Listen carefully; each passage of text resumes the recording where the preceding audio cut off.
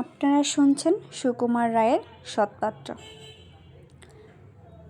শুনতে পেলাম পোস্তা গিয়ে তোমার নাকি মেয়ের বিয়ে।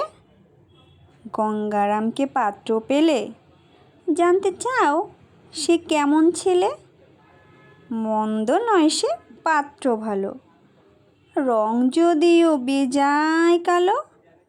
তার উপরে মুখের গঠন অনেকটা ঠিক পেঁচার মতন। বিদ্যে বুদ্ধি বলছি মশাই, ধন্যী ছেলের অধ্যাবসায়। 19টি বার মেট্রিক এসে ঘায়েল হয়ে থামল শেষে।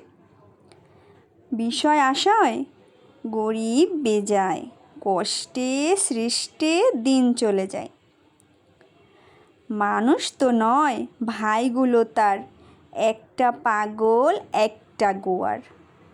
আর একটি সে তৈরি ছেলে, জাল করে নোট গেছেন জেলে। কনিষ্ঠটি তবলা বাজায়, যাত্রা দলে 5 টাকা পায়।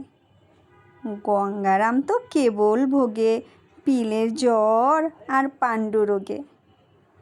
কিন্তু তারা উচ্চ বংশ, কংসরাজের বংশধর। শ্যাম লাহিড়ী বনগ্রামের, কি যেন হয় গঙ্গারামের।